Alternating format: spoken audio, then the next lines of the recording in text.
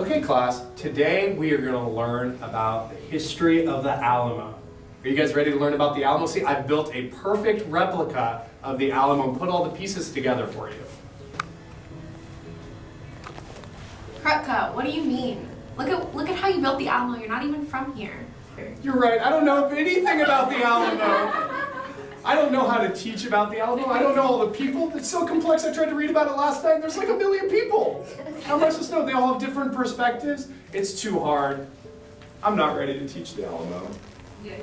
If only we had a hero. Does someone need a historian? That's not what the Alamo looks like at all. A few moments later. Let me tell you all about the Alamo. If you want to, you could start by saying. One eternity later. They're dead. Oh, that's a terrible Alamo. You're doing it wrong. You have the North Pole and the South. Put the South in the North. And the mission needs to go over there. 6 hours later. There we go. That's much better. All right. So, do you guys know about the history of the Alamo? No, I definitely don't. Well, let me tell you a little bit about the history of the Alamo, because most people think they know about the Alamo, they've heard of the Alamo, but they know mostly about mythology and the strange tales that have been told, but not the actual history of the Alamo itself. So, first off, the Alamo is the most famous fort in the world that was never meant to be a fort. It was built originally as a mission. And so the missions were intended by the Spanish who first came to Texas from the Europeans to turn the Indians who lived into Texas into Spaniards. And so the entire mission, the entire complex of the Alamo was basically built as a boarding school for Indians. So they would live in the complex, they would learn how to become Spaniards, they would learn to be Spanish in all kinds of ways, and then they would be good Spanish subjects for the empire. And so it was built for that purpose. It was never intended to be a fort.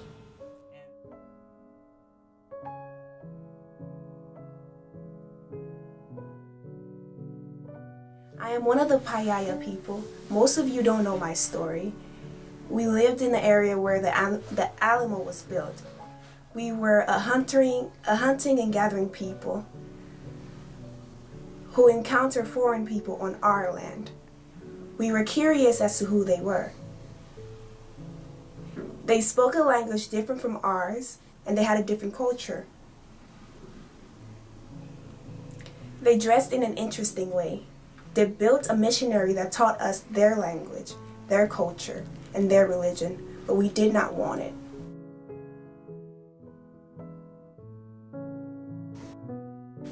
I'm a Spanish missionary from the San Antonio de Valero mission, which was established by us Franciscans in what is now known to be a place called San Antonio. You're welcome, by the way. When we first got there, we had some issues and dangerous encounters with the Native Americans during the 1730s, but we were most successful around a decade later. For some reason in the beginning, they really didn't want us there, even though we were doing all of this for Spain. Many of the natives we crossed didn't want to give up their way of life and adjust to ours, even though, I get it, you guys were here first, but we are here now, so let's figure that out. We wanted to protect all we had, for God and for Spain. We faced a lot of hardship while we were trying to get established. We were able to convert some of the Native Americans we crossed, but because we had such minimal support from Spain, ours may be considered an untold story of the Alamo. They always say, remember the Alamo, but they forget about us. But we're the reason the Alamo is here. Hello, I'm another Franciscan. I'm a part of one of the best groups of Spanish missionaries out there. We journeyed all the way over here to Texas to spread our positive Spaniard vibes. Some of the nations we tried to convert were the Comanches, Kiowas, Navajos. I really thought we were really getting through to them. Eventually, the gossip began to spread that they were just wanting to get some food and supplies from us, but not wanting to exactly convert. But I just don't understand why anyone would not want to convert to our Spaniard customs and religion. We wanted to keep a good eye on the indigenous peoples to be sure they matured in Christianity and Spanish political and economic practices until they would no longer require special mission status. Apparently, a lot of these indigenous peoples wanted to keep their way of life and not ours. Hola, I am Jose Torbillo Lozoya. I am a native Tejano, and I oppose Santa Anna's despotic rule. I was an Alamo defender under Juan Seguin's company of Tejanos. My family and I took shelter in Fort Texotliclan before returning to San Antonio de Bejar in September 1832. I entered the Alamo with other Tejanos and my wife and 3 children. I passed with pride in the Battle of the Alamo, and it was all for pride. It was all in search for our independence from Mexico. Many Tejanos died and fought in the Alamo, and our story will never be forgotten. Because it doesn't have walls all the way around the entire Alamo complex, right? They've got this big open area, they put a bunch of sticks here called the palisade. It doesn't have a roof on the chapel. It has doors on the outside and windows on the outside. If you were going to design a fort, this is going to be a terrible version of a fort. But it becomes a fort because the Texas Revolution begins in 1835 and goes on into 1836. And the revolution begins because in Mexico City, the president of Mexico, named Santa Anna, he overthrows the Constitution and throws it out the door and says, now this is going to be my dictatorship, and I'm going to be in charge of Mexico. And all across Mexico, a lot of states revolted against Santa Anna and overthrowing the Constitution. Texas was only one of them. And when they revolt in 1835, they say they don't want to be ruled by a dictator. They don't want Santa Anna to be in charge. They want to be able to control their own fate. And that's what begins the Texas Revolution. And so the Alamo becomes a battlefield because Santa Anna comes up from Mexico to put down this rebellion. And the Texans who are in San Antonio are surprised when he shows up because they weren't expecting him to show up as fast as he did. He marched his army to Texas really, really quickly. And so when they got to San Antonio on February 23rd, 1836, Santa Anna marches into town, scares the dickens out of all the Texans who are in San Antonio, who are not expecting this, and they run out of town as fast as they can to the eastern edge, where this old dilapidated mission is sitting there. And about 200 of them go into the Alamo complex and bunker down and hope that they're going to be rescued. All right? So the way that the whole Battle of the Alamo begins is that the Texans go into the Alamo, and it's not just Anglo-Americans who are there. There are also Tejanos who are in the Alamo. Juan Seguin, probably the most famous of them, who lived in San Antonio, who are also going into the Alamo complex. And they go in there, and they're not quite sure what will happen. The colonies would have been East Texas, so behind the Alamo Chapel. Go this direction here, towards Houston. That direction is where all the colonies are. And what they're really trying to send folks to is Goliad, which is near Victoria today. There were 400 soldiers there under the command of a guy named James Fannin. And it was a 3-day march. It was 93 miles. They could hold out 3 days. Hopefully they'll get reinforcements. That's their plan. Right? So they send out for that, hoping to get reinforced. Meanwhile, a cold front comes through in San Antonio. It starts to rain, and it's nasty and cold, and they bunker down and hope that they can hold out. Santa Anna is in a hurry. So he tries attacking twice. And he attacks first on this side over here. He sends a detachment up on the second day of the siege. The Texans use their cannons and their rifles, and they push back the advance.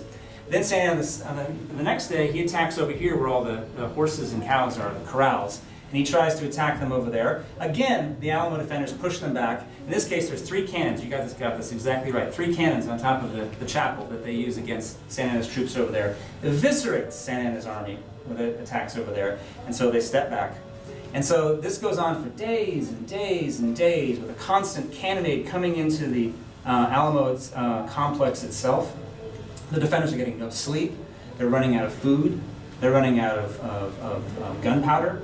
Travis, the commander of the entire, William Barrett Travis, the commander of all this, he was firing this cannon 3 times a day, morning, noon, and night, to show that the Alamo still stood. And that was a signal to anyone who was coming to reinforce them. All right? Finally, they get reinforcements. In the middle of the night, on March 1st, 1836, about 3 in the morning, there are 32 men from the town of Gonzales, which is basically right over here. They come riding in to the Alamo complex. And they come in the middle of the night. They get through Santa Anna's lines, and as they're riding through, Santa Anna's army starts firing off their muskets at them. And so they ride into the Alamo complex, and the Alamo defenders don't know that these guys are reinforcing them. They think they're being attacked by Santa Anna's army. So they immediately start firing on these 32 guys from Gonzales, who start screaming, "Stop shooting! We're on your side!" And they go, "Oh, sorry!" and they come riding into the complex. One of those guys actually got shot in the foot, poor guy. But they get in there, and it's the middle of the night, you're exhausted, there's smoke everywhere, and all you hear are reinforcements. And everyone's so excited. Oh my goodness, how many people are there? It's the head count. 32! That's good. Not what we were hoping for, but that's better. And so they're really excited. And so Travis fires off this is the biggest cannon, the 24-pounder. He fires it off in excitement, and that cannonball goes into the town of San Antonio and blows through Santa Anna's tent. And would have killed him, but he wasn't in the tent at that exact moment, or the whole thing would have been over fast. So they think this is the beginning, they hope, of more reinforcements. Turns out it will be the only reinforcements that the Alamo complex receives during the entire siege. They get really bad news on March 3rd, 1836, when a rider who had been sent out of the Alamo comes back specifically to tell them that the 400 men at Goliad are not coming. The commander, a guy named James Fannin, decided, I'm just not going to do it, it's too risky. And so the entire Alamo complex realizes we're not going to get big reinforcements, and they take stock. They are running out of food. They didn't have much to begin with. They're running out of gunpowder to the point Travis can't fire that cannon 3 times a day. And there's a discussion inside of what do we do next? Because none of them want to die. Nobody went into this complex hoping to be a martyr. Meanwhile, on the outside of the Alamo complex, Santa Anna is in a big hurry. Because, y'all remember at the beginning I said that Santa Anna had overthrown the Constitution, right? And so Mexico was actually in a big civil war during this. And so you have a lot of other states in Mexico who are also rebelling against Santa Anna. So can he stay here a really long time dealing with the Texans? He can't, because if he does, then he's going to be having trouble in all the other parts of Mexico. He needs to get done here and get on. So he decides that the only way to deal with this, he can't wait for the Alamo to starve out. What he's going to do is he's going to attack. And so he sets for the morning of March 6th, 1836, for his army to attack the entire Alamo complex. So he tells his soldiers to get a good night's sleep, to get their muskets ready for the next day. Inside the Alamo, they would have been looking out and watching Santa Anna's army getting ready, and they would realize something big is coming, and it's probably coming pretty soon. But they couldn't know that what was going to happen is that at 5:30 in the morning on March 6th, you got the entire Alamo complex completely surrounded. All right, Santa Anna is on a big hill over on that side, watching all of this as it was going to unfold, and they were going to attack the Alamo from basically 4 different positions at the same time. They were going to try to spread it out so wide that the Alamo defenders would have to go all the parts of the fence, the walls at the same time, and spread them really far out. And that way it would be hard for the Alamo defenders to concentrate their weapons on the invading forces. So at 5:30 in the morning, the Santa Anna's army starts marching up towards the Alamo complex, and then they started they start walking, they start jogging, and then they start a full-out sprint, and they start screaming, "Viva Santana!" and it's just coming as fast as they can. It's completely dark. I want to emphasize that. It's absolute pitch black. They're coming up on the Alamo complex from all sides, and all the Alamo defenders inside are dead asleep because they had stopped firing the cannons on them the night before. And the idea was to lull them into sleep, because they've been awake at this point for going on 13 days. You're exhausted, you have been sleeping. Even if you don't want to, they fall into a fitful sleep. And so suddenly, you go from dead sleep to, ah! And you hear this screaming and yelling, and you poke your head over the walls, and what do you see? This mass of men running at you with fixed bayonets, and they start firing on you. You really wake up to your nightmare, right? And so they poke their head over the wall and start firing at them. The Mexican soldiers start firing at them. The commander of the Alamo, William Barrett Travis, he comes running out of his place, which is, he's right here, comes running out across the plaza, screaming, "They're on us, boys!" He comes up to the north wall right there, he has a big shotgun that he puts over the wall, empties both barrels into the soldiers who come up against the wall, and then immediately is shot in the forehead with a musket ball, and he's killed, and he dies right there instantly. And he's dead immediately. His slave, a man named Joe, Travis' slave Joe, he's the one who saw that. That's how we know about it and the way it went down. And so Joe immediately leaves the fight and then goes and then holes up in one of the walls to try to survive the whole fight. And then everything turns into an absolute bloodbath. From there, the soldiers come up against the wall. Santa Anna has all of them, especially the north wall right up there. The soldiers come up there, and the Texans just, they don't put their heads over like Travis did. They put their muskets over, and they start firing down at the mass of men down there. And they can kill 2 or 3 men at a shot because they're all packed up there at the very base. The walls are 18 feet high, so the Mexican soldiers couldn't get over them very easily. And they're all kind of stuck down there. But the worst part for them were these cannons, because what the Texans did is they lowered the cannons into the Mexican army as they're coming up against the walls, and they had shoved those cannons not full of cannonballs, but full of cut-up pieces of metal of all sorts. So they jammed them up in there, and then they'd fire them out, these giant shotgun shots that would just send shrapnel of all sorts every which direction, which would rip off arms and legs and kill people, and it was this giant mess. So all these soldiers who are at the base of the wall are being slaughtered. You can't see anything. All you're hearing is screaming. What's the reasonable thing to do? Turn around and run back, and they do. They retreat. Santa Anna sees this, and he's very upset about it. And he does not like that his soldiers are retreating. So he orders a second charge, and they come back. And the same thing happens at the base of the north wall. You have these massive number of people that build up there, and then the cannons go off. They blow out all of these people. They turn around and they run back one more time. And then Santa Anna sends a third charge, and he sends the reserves after them. And at this point, they come over the north wall, and they come flying over the wall. And when they come through, they start overwhelming the Alamo garrison. All right? And the Texans, who are still alive, start retreating back towards the chapel right here. And so as they come over the walls, the Texans start retreating, and then Santa Anna's army turns the cannons against the Texans. And so those same cannons that were being used against Santa Anna's army are now being used against the Texans as they're retreating back towards the Alamo Chapel, and it's just absolutely devastating them. And the final fighting happened right here in front of the chapel itself, where almost all the Alamo defenders were slaughtered. There's about 7 or 8 or so who apparently were captured at the very end and survived. And then dawn breaks over the Alamo, and you have bodies everywhere and smoke everywhere, and a huge number of Alamo defenders who were killed, but also Mexican soldiers, 400 to 600, who were killed in this fighting itself. Santa Anna, he comes in after the battle, immediately after the battle, while there's still shooting going on. And he orders the execution of those 7 Texans who were captured during the fighting itself. They're all instantly killed. And then he orders the bodies of all the Alamo defenders to be burned in these giant funeral pyres, and the bodies of his men to be gathered, which will be buried in the graveyard in San Antonio there. So that's the Alamo story itself for 1836.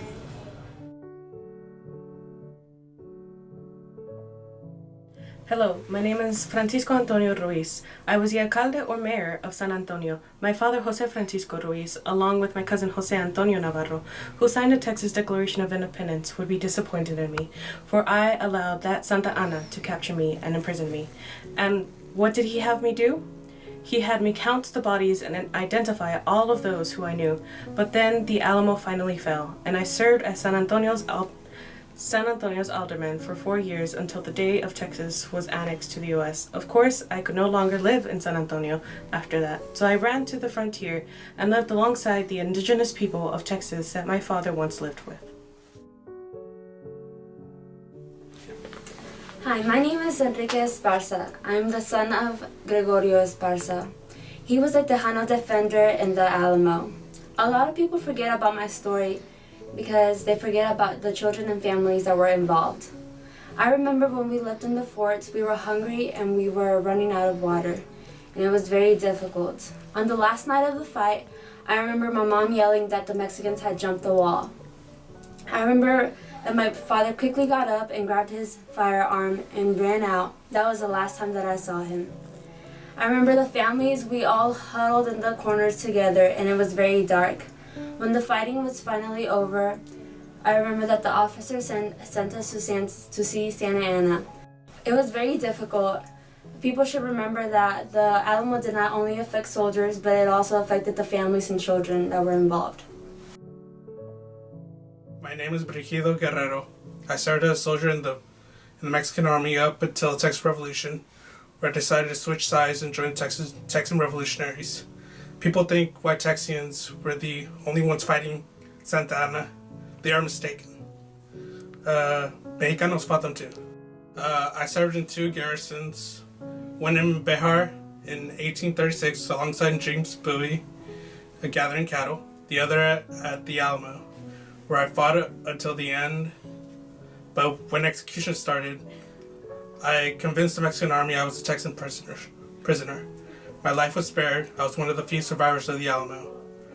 And I got a chance to get married, starting my own family. Hi, my name is Joe. Most people don't know my story, but I'm here today to tell you about my perspective of what happened at the Battle of the Alamo. I am a 20-year-old enslaved African American by William B. Travis. He is also known as the commander of the Battle of the Alamo. During the battle, he was shot. When he was shot, I ran and hid inside of a building. Eventually, I was found by a member of the Mexican army. I was found and taken to Santa Ana, who then interrogated me.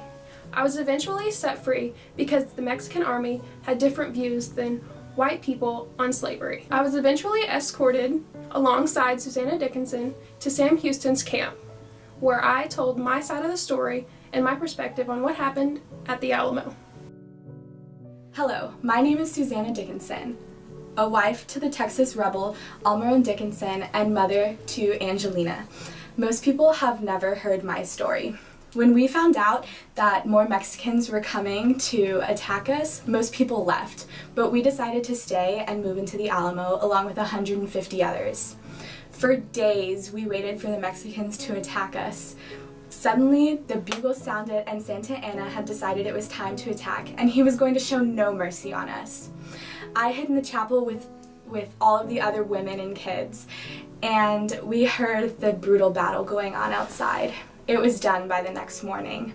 Santa Ana found us, and he really wanted to take Angelina with him to Mexico, but I refused. He gave a blanket and $2 to all of the women and children. Instead of taking Angelina back to Mexico with him, he decided to send Angelina and I to give the news to General Sam Houston of what had happened at the Alamo, and a lot worse would happen if he decided to attack. Hi, it's me, Angelina Dickinson, better known as the Babe of the Alamo. Some might say I got the name because I was less than 2 years old during the battle, but my mother, Susanna Dickinson, reminds me that I had all the generals wrapped around my little finger. William B. Travis gave me a snake or a cat's eye ring, Davy Crockett whittled a doll for me, and Santa Ana himself wanted to take me back to Mexico with him. Mother refused, but still. Mother and I were some of the few survivors after the battle, and we were sent to deliver a message of the fallen Alamo to Sam Houston.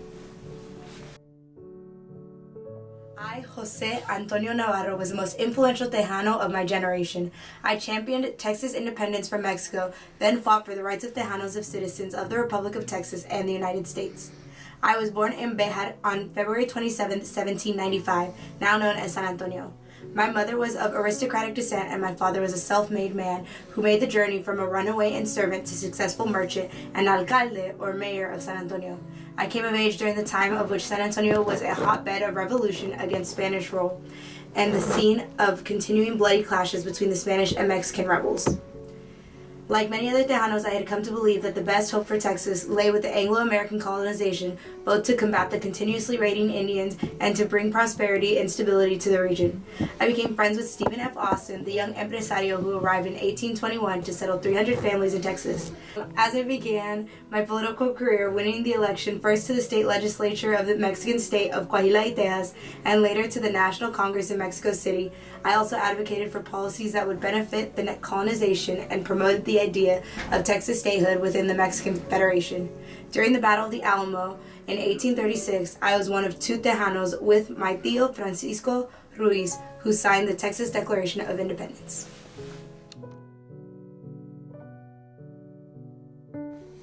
My name is Juan Seguin, and I was born October 27th in San Antonio, Texas.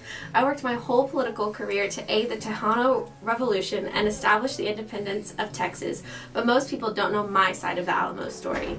I served as a provisional mayor to San Antonio and led a band of like-minded Tejanos against Santa Ana in 1835.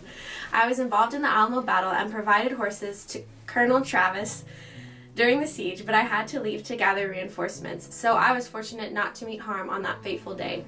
My Tejano company did fight in the Battle of San Jacinto, which later helped defeat Santa Anna's army. After the siege at the Alamo, I was in charge of the burial of the ashes of fallen soldiers. From 1837 to 1840, I served as a senator for the Republic of Texas. In 1839, the town of Walnut Springs changed their name to Seguin, Texas to honor me.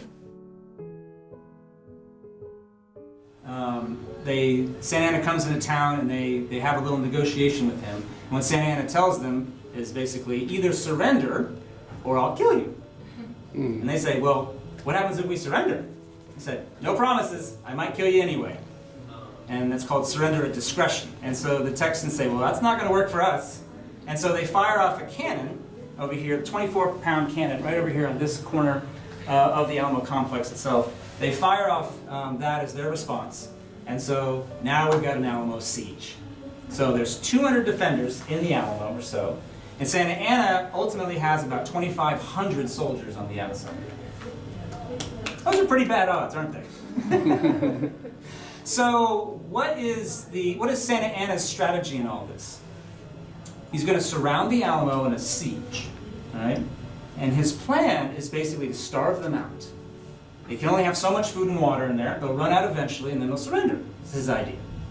And he wants to hurry that up as fast as he can by taking his cannons. And he sets up his cannons over here and on that north wall over there. And he fires off his cannons constantly to try to knock them down as quick as he can and to pulverize them into the ground. So once they have no walls and they're starving, they'll be really easy pickings, right? But he has a problem. Santa Anna has really tiny cannons. He had marched so fast to San Antonio that he couldn't bring his really heavy cannons with him fast enough. So he had little itty-bitty cannons that were mostly loud and obnoxious. But inside the Alamo complex, what is this Alamo defender's strategy? Survive. And hope that you get reinforced. Because they know with 200 soldiers, there's no way they can possibly win this fight. But if they get reinforced, they might be able to hold out for a while until they get big reinforcements, and then maybe something will change. So the very first thing that the Alamo defenders do is they start writing letters. And they start sending letters out to East Texas, where the rest of the colonies are, and to the United States, saying, please come save us. We need more people. We'll fight and die here if we have to, but we really don't want to. So anybody who can please come and help us, please do. Hi, my name is Claire Driscoll. Why am I important? I'm known as the savior of the Alamo. I was born on April 2nd, 1881, and by 1890, my father, Robert, had a multi-million-dollar empire in ranching, banking, and commercial developments around the Corpus Christi area. When I was 18, I came back to Texas, and when I found out that the Alamo was going to be torn down and turned into a hotel, I knew I had to do something. From 1903 to 1905, I worked with the Daughters of the Republic of Texas to make the public more aware of this atrocious act. This meant that we made billboards and posters to be posted all around the San Antonio area. In 1905, I, for the most part, paid most of the purchase price for the Alamo, but Texas later reimbursed me. I deserve to be remembered because of my philanthropic efforts to restore the Alamo. I literally saved it from becoming a hotel. My name is Adina de Zavala, daughter of a Confederate States naval soldier and granddaughter of Lorenzo de Zavala, who was the first vice president of the Republic of Texas. I once was a teacher in San Antonio, Texas for many years, and in 1912 I organized the Texas Historical and Landmarks Association. It's because of me that you see markers at historic sites around Texas. I also did a lot of work with preserving historical sites like the first two missions in Texas and the Spanish governor's palace located in San Antonio. I'm also Adina. I served on the Texas Historical Board and was part of many organizations like the United Daughters of the Confederacy, Texas Folklore Society, and the Texas Women's Press Association, to name a few. By 1917, I became an author of History and Legends of the Alamo and other missions in and around San Antonio. I died on March 1st, 1955 in San Antonio, and you can find my historical marker there as well. I think preserving history is an important task to do so the future generations can observe in order to learn from and about the past. Oh yeah, of course. Actually that's the way I was going to tell it. But, I'm glad that you were able to, Okay, I didn't know any of that, but I did learn a lot. Maybe I can do a better job of teaching the Alamo now.